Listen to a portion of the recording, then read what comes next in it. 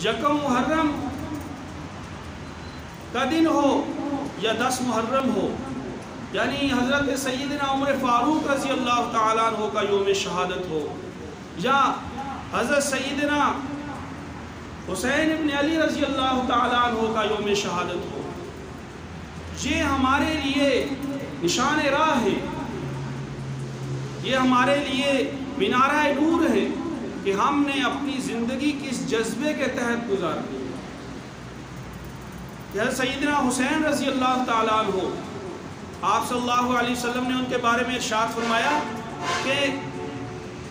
حسن اور حسین جنتی نوجوانوں کے سردار ہیں، اور پھر ایک عجیب دعا ارشاد فرمائی، اور یہ دعا ایک سکون دیتی ہے۔ صحابہ سے محبت کرتے ہوئے، اس کا اظہار کرتے ہوئے جب اس دعا کا تذکرہ آتا ہے ہمیں قلبی تسکین ملتی ہے کہ آپ صلی اللہ علیہ وسلم نے ارشاد فرمایا کہ اللہ میں حسن اور حسین سے محبت کرتا ہوں، تو بھی ان سے محبت کر۔ پھر دوسری بات یہ ارشاد فرمائی کہ اللہ جو ان سے سچی اور حقیقی محبت کرے ان سے تو محبت کر۔ گویا کہ سیدنا حسن رضی اللہ تعالیٰ عنہ، سیدنا حسین رضی اللہ تعالیٰ عنہ، ان سے محبت وہ علامت ایمان ہے۔ ان کی زندگی کا تذکرہ کرنا، ان کا تذکرہ سننا، یہ ایمان کی علامت ہے کہ آپ صلی اللہ علیہ وسلم اتنے خوش ہوئے ان کی پیدائش پہ، جب آپ کے پاس لایا گیا تو آپ نے گھٹی میں کھجور چبا کر دی اور اپنا لعاب دہن ان کو گھٹی میں پلایا، اور پھر نام رکھا حسین، اور 7ویں دن حقیقہ فرمایا اور سر کے بال منڈوائے اور ان کے وزن کے بقدر صدقہ کیا، اور اسی دن ختنہ بھی ہوا۔ تو آپ صلی اللہ علیہ وسلم اکثر ان سے محبت کا اظہار فرماتے۔ ایک دن آپ صلی اللہ علیہ وسلم نماز پڑھ رہے تھے، سجدے میں تھے کہ حسنین کریمین دونوں کھیلتے ہوئے آئے، اور آپ صلی اللہ علیہ وسلم کی پیٹھ مبارک پہ سوار ہوئے، بیٹھے۔ آپ صلی اللہ علیہ وسلم نے اس وقت تک سر نہیں اٹھایا جب تک یہ دونوں اتر نہیں گئے، اور آپ صلی اللہ علیہ وسلم سے محبت اور آپ صلی اللہ علیہ وسلم کی ان پہ شفقت وہ اس انتہا کو تھی، اور پھر آپ صلی اللہ علیہ وسلم سے شکل و صورت میں بھی سیدنا حسین رضی اللہ تعالیٰ مشابہ۔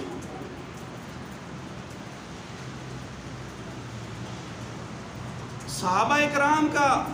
ان حضرات کے ساتھ محبت، مودت اور عقیدت کا بڑا پیارا تعلق تھا، اور یہ دو طرفہ تھا۔ ایک واقعہ سے اس کی طرف مزید رہنمائی ہوتی ہے کہ جب شر پسندوں نے اور بلوائیوں نے سیدنا عثمان رضی اللہ تعالیٰ عنہ امیر المومنین ان کے گھر کا محاصرہ کر لیا، اور اس بات پر مجبور وہ کر رہے تھے کہ آپ اپنی خلافت سے دستبردار ہو جائیں، اور فتنہ و فساد کر رہے تھے وہ مدینہ منورہ میں۔ اس وقت جن نوجوان صحابہ نے آپ کے گھر کے ارد گرد پہرا دیا، دفاع کیا، اور پھر بار بار آپ رضی اللہ تعالیٰ عنہ سے اجازت بھی چاہی کہ آپ اجازت دیں تو ہم ان کا قلع کما کر دیں، ان میں حضرات حسنین کریمین رضوان اللہ علیہم اجمعین بھی تھے،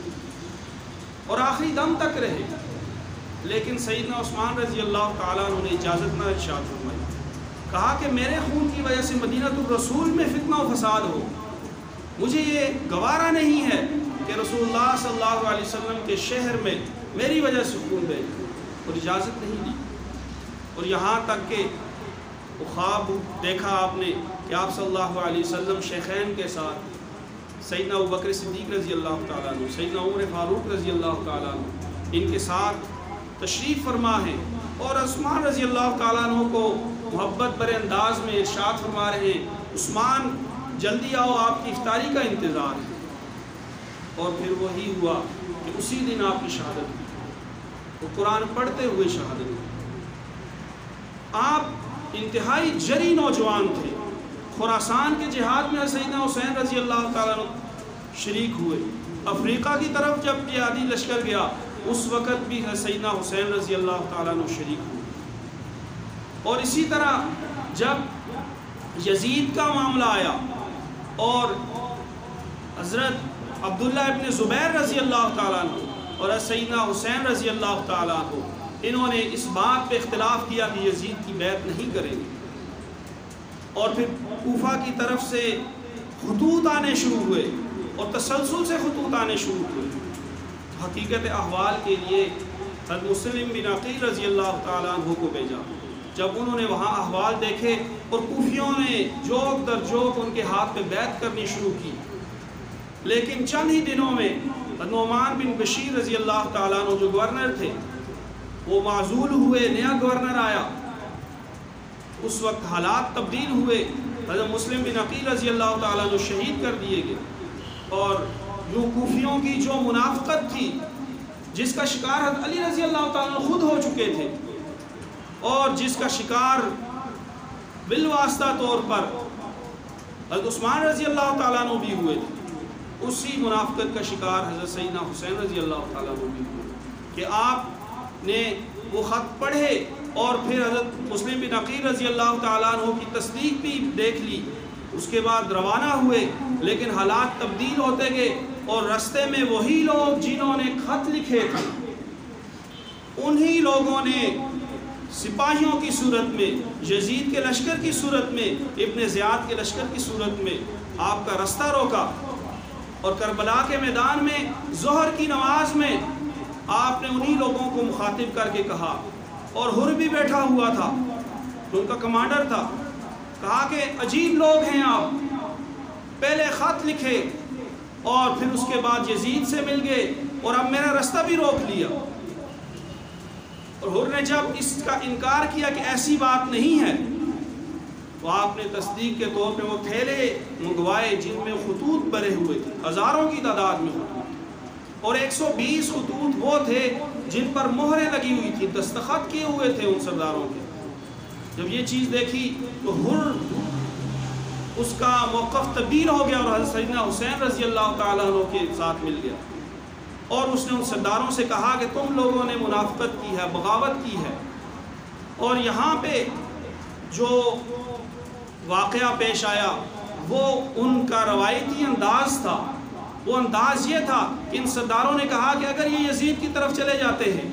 اور وہاں حقیقت احوال پتہ چل جاتی ہے تو ہمارے سر قلم ہو جائیں گے. ظہر اور عصر کے درمیان انہوں نے پلاننگ کی اور یوں نبی پاک صلی اللہ علیہ وسلم کا خانوادہ جس میں بچے بھی تھے، جس میں عورتیں بھی تھیں، جس میں سیدنا حسین رضی اللہ تعالیٰ عنہ جیسی عظیم شخصیت تھی جو جنتی نوجوانوں کی سردار ہے اور نبی پاک صلی اللہ علیہ وسلم کا سراپا ہے، اور انہوں نے شب خون کیا اور وہ کچھ ہوا جو اس امت میں نہیں ہونا چاہیے، جو اس امت کے افراد نے نہیں کرنا تھا. اتنا بڑا ظلم، اتنی بڑی اندوناک واردات اس سے پہلے کبھی نہیں ہوئی تھی